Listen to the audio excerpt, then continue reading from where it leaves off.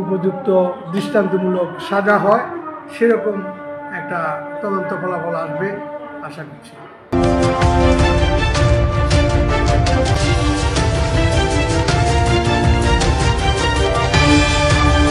মুনতাহা হত্যা মামলার 4 জন আসামিকে গত 11 তারিখ পুলিশ গ্রেপ্তার করে আদালতে হাজির করেন এবং তাদের 7 দিনের পুলিশ রিমান্ডের জন্য আবেদন করেন।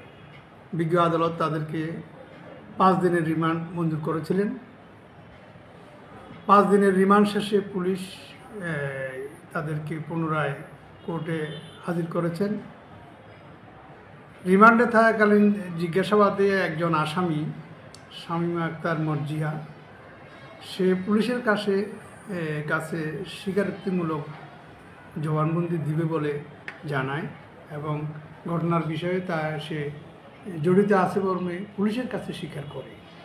সেই মোতাবেক কানাইঘাট থানা পুলিশ তাহার জবানবন্দি কার্যবিধির 164 ধারা মোতাবেক লিপিবদ্ধ করার জন্য বিজ্ঞ আদালতে আবেদন করেছিলেন। আদালত তার নিয়ম নীতি পালন করে উক্ত আসামির 164 ধারা জবানবন্দি লিপিবদ্ধ করার চেষ্টা করেন। আসামিকে পর্যাপ্ত সময় দিয়ে সে স্বীকারোক্তিমূলক জবানবন্দি প্রদান করবেন কিনা চিন্তাধারা সময় দেওয়া হয়। পরবর্তীতে যে এই সময়টা আনুমানিক কত সময় আদালতে তাকে দেওয়া হয়েছিল? যে এটা আদালতের একটা নির্দিষ্ট নিয়ম আছে, টাইম আছে। ওই টাইম দেওয়ার পরে সে তখন ওই আদালতেরই বিজ্ঞ আদালতেরই হেফাজতে থাকেন, তখন তার সাথে আর কেউ থাকেন না।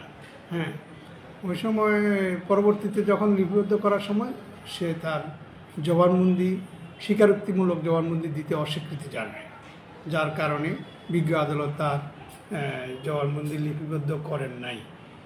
তো এখন এই যে তিনি স্বীকারোক্তিমূলক জবানবন্দি প্রদান করেন নাই তাই বলে যে তার বিচার হবে না অপরাধ করলে সেটা নয়। পুলিশ মামলাটি এখনও পুলিশের কাছে তদন্তাধীন।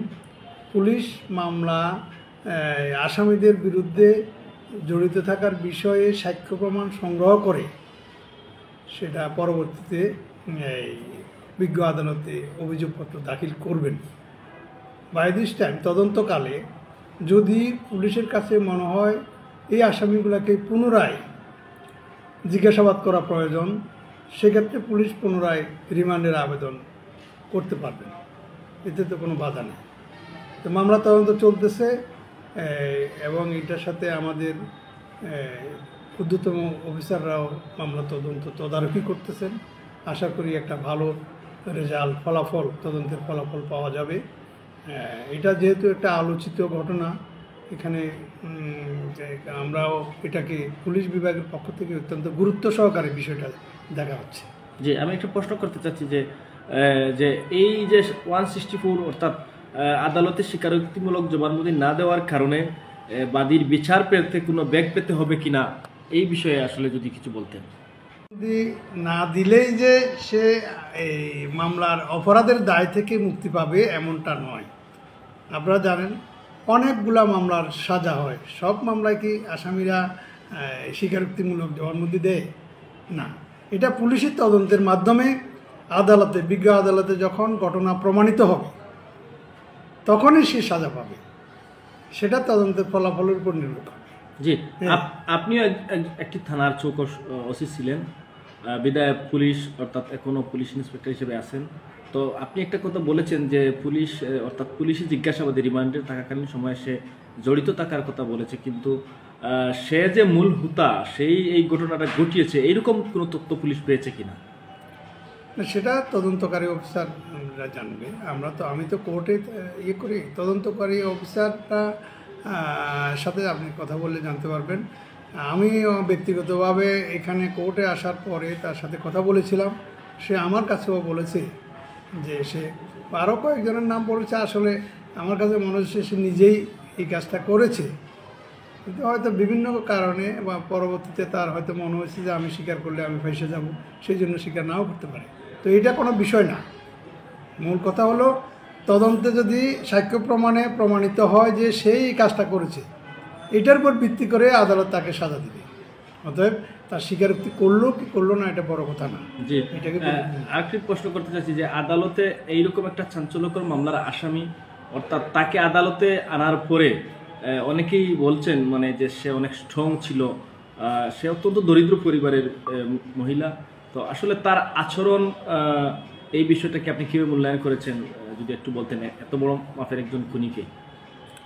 না, স্ট্রং বলতে না, আসামি তো আসামি। হ্যাঁ, এখন তার মধ্যে হয়তো অনেক সময় যেমন ওই যে আমাদের বিভিন্ন ফোরামে আলোচনা হয় বিদেশে, আমিও একসময় মিশনে কাজ করেছি, জাতিসংঘ শান্তি মিশনে বিদেশে কাজ করেছি। আসলে অধিকাংশ বিদেশে যখন কোনো অপরাধ সংঘটিত হয় দেখা যায় 80 থেকে 90% অপরাধী দোষ স্বীকার করে, গিল্টি ফিল করে, যার কারণে সেখানে ওই মানে তদন্ত কাজ এত জটিলতার দিকে যায় না। আমাদের দেশে সাধারণত অপরাধীরা সহজেই দোষ স্বীকার করতে চায় না, এটা আমাদের কালচার আর কি।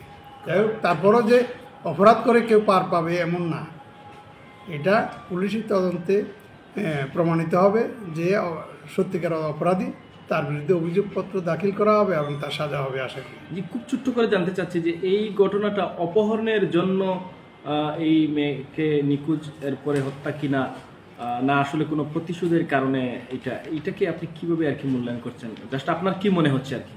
না, এটা হলো এটা হত্যার মোটিভ, এটা তদন্ত চলতেছে, তদন্ত মানে শেষ হওয়ার পরে এটা বোঝা যাবে কি কারণে তাকে হত্যা করা হয়েছে। মানে ইতিমধ্যে তো এটা প্রমাণিত হয়েছে, লাশ সে 7 দিন যাবৎ এই শিশু নিখোঁজ ছিল। নিখোঁজ যাওয়ার পরেই ছাত্র মানে এলাকার জনগণ, সাংবাদিক সকলের সহযোগিতায় আমি যতটুকু জানি যে তার লাশের খোঁজ পাওয়া গেছে এবং লাশ উদ্ধার হয়েছে, এবং হাতে নাতে মার্জিয়ার মা লাশটা যেখানে লুকিয়ে রেখেছিল সেখান থেকে অন্যত্র সরানোর, রাতের অন্ধকারে যখন অন্যত্র সরাইতে গেছে তখনই একজন প্রত্যক্ষদর্শী সাক্ষী তাকে দেখে ফেলে এবং সেখান থেকেই ঘটনার উদ্ঘাটন শুরু হয় এবং তাদেরকে গ্রেপ্তার করে পুলিশ। তো আমি আশা করতেছি এই এলাকার মানে সকলের সহযোগিতায় একটা নিরপেক্ষ তদন্ত ফলাফল বেরোয় আসবে এবং দোষীদের বিরুদ্ধে পুলিশ অভিযোগপত্র দাখিল করবে। জি, খুব ছোট্ট করে একটু জানতে চাচ্ছি, তার মা এলাকায় আসলে ভিক্ষাবৃত্তি করেন এবং তারা এলাকার দান দক্ষিণায় চলে, অর্থাৎ এই 3 জন মহিলা বাদে তাদের পরিবারের কোনো আর গার্জিয়ানশিপ নাই। অনেকেই ধারণা করতেছেন যে এত সকাল আসলে তারা একজন আইনজীবীকে তারা আদালতে হাজির কিভাবে করলেন তাদের পক্ষে, এই বিষয়ে আসলে আপনার এইটা আপনি বলি না, ওদের পক্ষে আসলে ওরা কোনো আইনজীবী নিয়োগ করেননি। এখানে একটা বিষয় আছে, যখনই আসামি রিমান্ড চাওয়া হয় তখন আসামি পক্ষের বক্তব্য শুনতে হয়, কারণ যেটা নিরপেক্ষ বিচার করতে হলে দুই পক্ষেরই কথা বলার একটা সুযোগ দিতে হবে। এইটা আদালত এইটাই চেয়েছেন যে অন্তপক্ষে তাদের যেহেতু নিয়োগকৃত কোনো আইনজীবী নেই, তখন সরকারি খরচে একটা লিগ্যাল এইড, একটা সিস্টেম আছে, লিগ্যাল এইডের মাধ্যমে যাদের কোনো আইনজীবী তারা ধরতে পারে না, গরিব অসহায়, তাদের জন্য সরকারি খরচেই একজন আইনজীবী নিয়োগ করা হয় মামলার মানে নিরপেক্ষতার সাথে। না হলে একটা জিনিস বলি, এটা নিয়ে আমরা আমাদের নলেজে অনেক কিছু এসেছে, কিছু লোক ওই যে যিনি তাদের পক্ষে আইনজীবী ছিলেন তাকে বিভিন্নভাবে হুমকি দিয়েছেন। তো বিষয়টা আসলে এই জন্য এই বিষয়টা নিয়ে কথা বলতে চাই। বিষয়টা হলো তাকে সরকারি খরচেই তাকে নিয়োগ করা হয়েছে। যদি সেদিন তাদের পক্ষে মানে কোনো আইনজীবী না থাকতো তাহলে পরবর্তীতে কিন্তু ওই আসামিরা একটা সুবিধা নিত যে আমরা আমাদের বক্তব্য বলতে পারি নাই, আমরা নিরপেক্ষ বিচার পাইনি। এই জন্য মানে মামলার স্বচ্ছতার সাথেই সরকারিভাবে সেদিন ওই আইনজীবী, আপনি যেটা বলতেছেন তারা কোনো আইনজীবী ধরেন নাই না। আমরা দেখেছি যে এর আগেও কিছু চাঞ্চল্যকর ঘটনায়, যেমন সিলেটের যে রায়হান হত্যা, এরকম বা অনেক জায়গায় আমরা দেখি কোনো আসামির পক্ষে কোনো আইনজীবী উপস্থাপন মানে আদালতে উপস্থিত হন না, এমনও দেখি। তো এই না, বিষয়টা সেটা যদি কোনো আইনজীবী তার পক্ষে না দাঁড়ায়, সেটা তো আর আমরা জোর করে বলতে পারবো না। হ্যাঁ, অনেকে বিবেক থেকে জঘন্য অপরাধীর পক্ষে কেউ দাঁড়াতে চায় না। কিন্তু এক্ষেত্রে আমি যেটা বলবো, সেটাকে ওই ভিন্নভাবে না প্রচার না করে, এটা আইনি প্রক্রিয়া এবং বিচারের নিরপেক্ষতার সাথে এটা করা হয়েছে। এটা নিয়ম আছে এই জন্য। এটা কাউকে আসামিদেরকে সুবিধা দেওয়ার জন্য না, বরং আসামিদের বিচারের প্রক্রিয়া স্বচ্ছ করার জন্যই মূলত এই ইয়া হয়েছে। জি, আমি প্রশ্ন করি না বা আমার প্রশ্নে আসেনি, এই বিষয়ের সারসংক্ষেপ যদি কিছু থাকে আপনি একটু বলে দিন।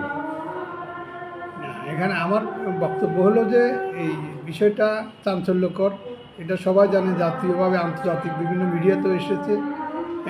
এটা নিয়ে আমরা তদন্তকারী সংস্থা হিসাবে আমাদের সংশ্লিষ্ট কর্তৃপক্ষ অত্যন্ত সচেতন আছেন এবং এই বিষয়টা নিয়ে গুরুত্ব সহকারে মামলা তদন্ত চলতেছে এবং এটার যাতে একটা